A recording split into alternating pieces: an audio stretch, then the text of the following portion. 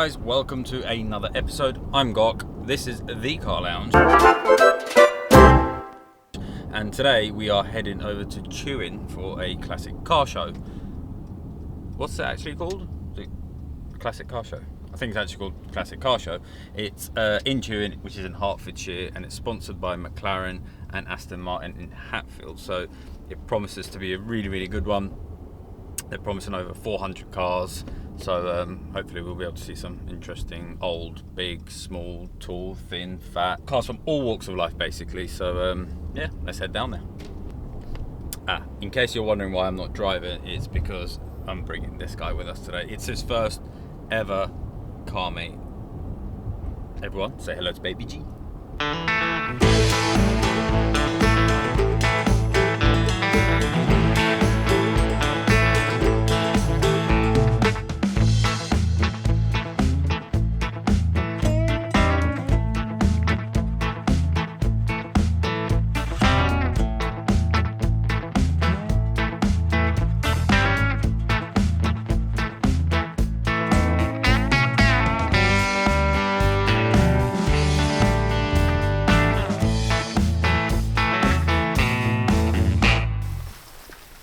So this is the first car. This is the Egg, 4-wheel drive, finished off in olive green. It's got a canvas roof, built in 2022, and 1 lady power.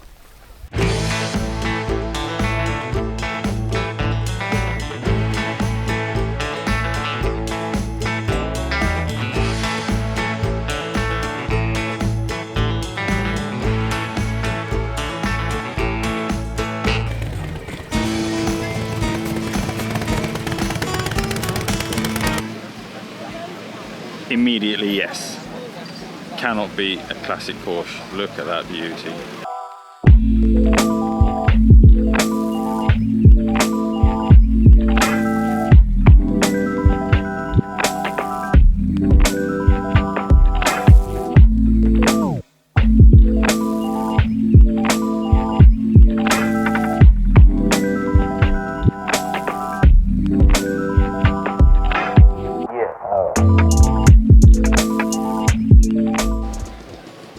Something from across the pond. This one's on some Texas plates. The Chevrolet Apache.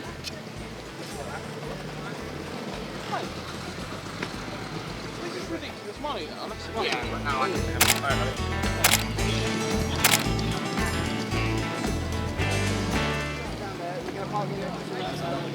And something from Britain. The Aston Martin.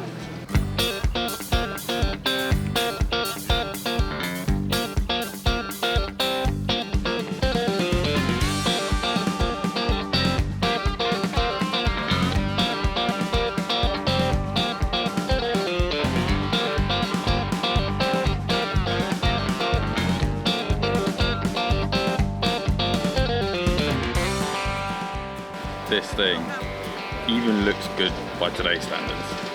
I mean, look at the lines.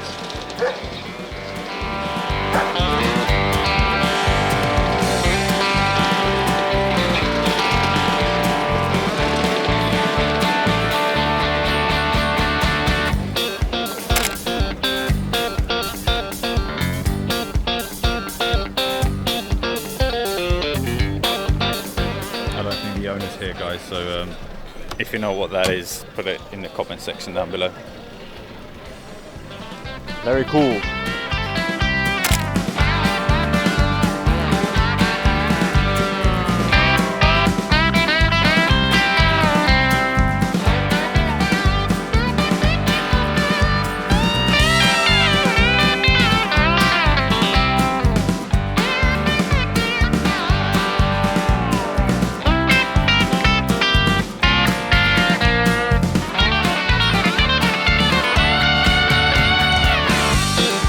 Some of the condition of these cars is absolutely insane. Check out this Escort RS 2000 and the RS Cosworth over there.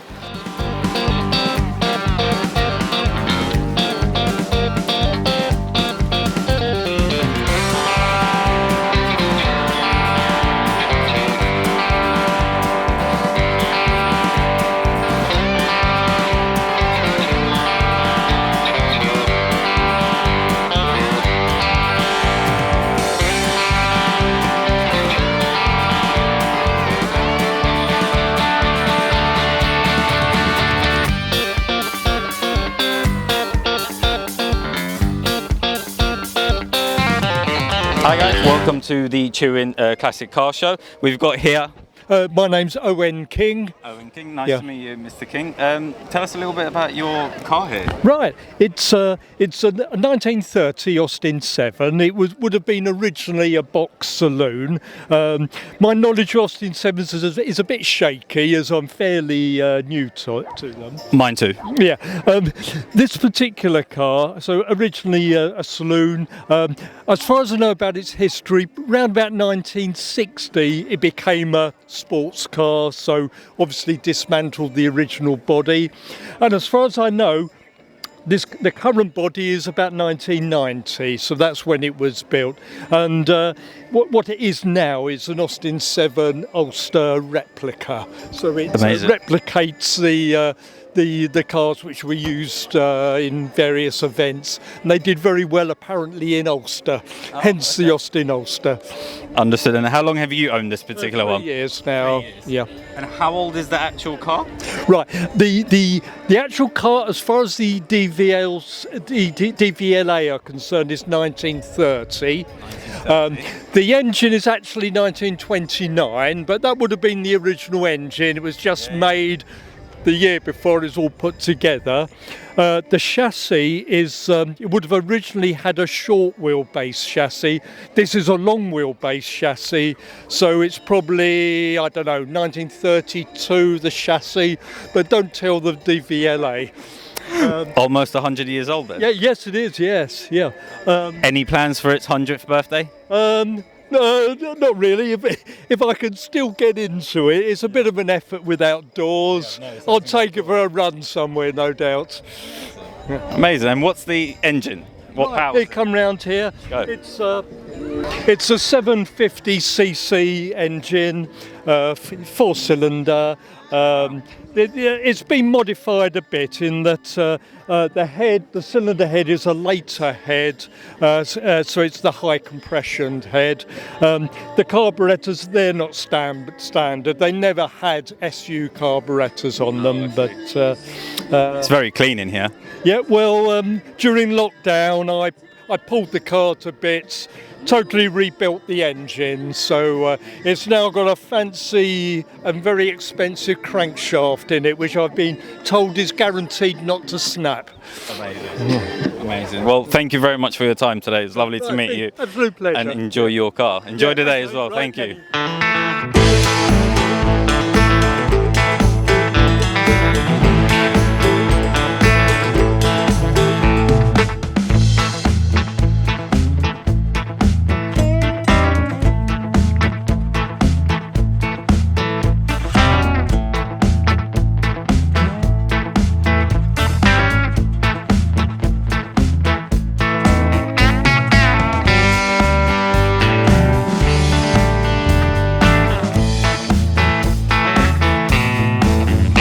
Brian, thank you very much for taking the time out to speak to us today.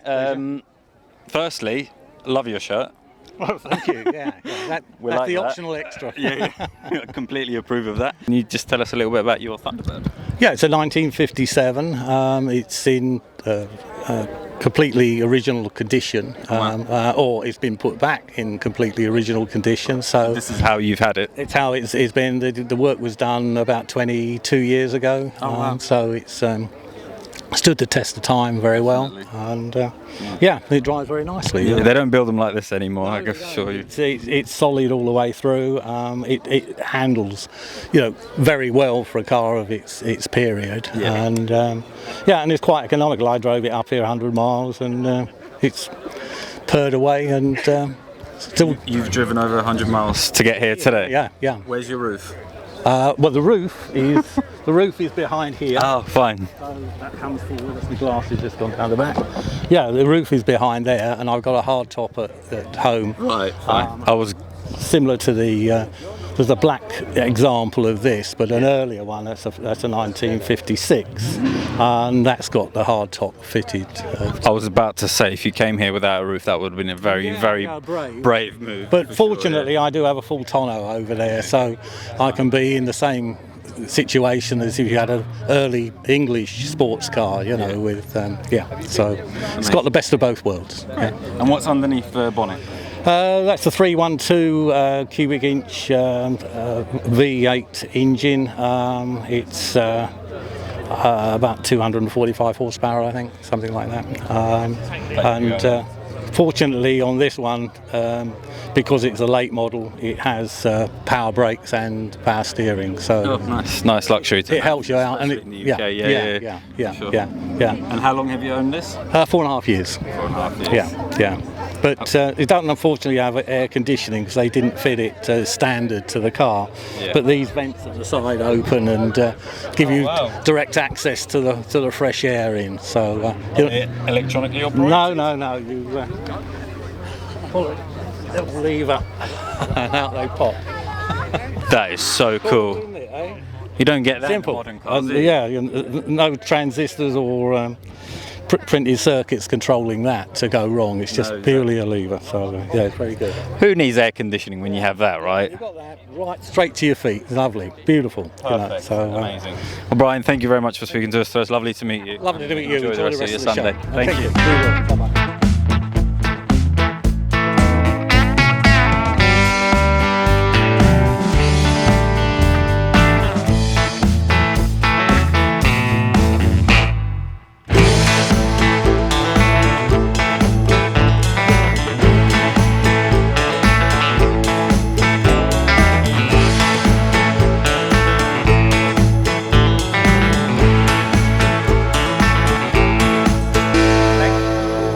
Length? It's about 4.5 metres. Feet, yeah. 19 foot. Feet, yeah. It's short of 19, but 5.7 metres. So it's a small boat. Yeah. Yeah. Excellent. Yeah. Fine. Okay. Yeah. And yes. There's a Wildcat engine underneath. Wildcat. Yeah, the V8. 7 litres. 7 litre. Yeah. So it does about That was going to be my. 10, 12 miles to the gallon, something like that. So this is more about miles to the gallon rather than miles to the gallon. Yeah. I mean, it's a gentleman's coupe, isn't it? Yeah. Automatic. Yeah. Oh, yeah, it's automatic. Yeah. So, yeah, but so everything's original, except it has had a respray, but that's the only thing that it's had done to it. Everything else is original on it. The engine, all the interior. I must say, I think it puts sort of modern coupes to shame because, was it almost 50 years old, more than 50 years old, and it still looks good enough to put today's cars to shame, really. Yeah, no, it drives lovely. Yeah. But Yeah. it's like a sofa. It is, but obviously it's a lot harder to drive in this country than it is in America. Yeah. You know? Our roads aren't quite equipped for 19-foot long cars, but yeah. Well, thank you very much for talking to us today. Thank you. Take care. Enjoy your.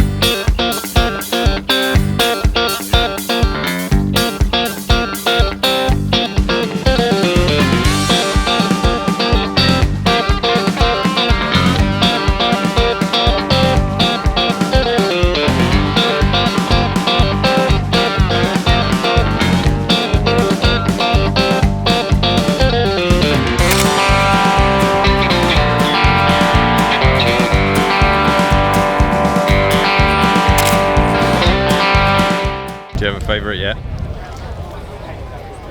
VW camper. VW camper. Yeah. Let's go find it.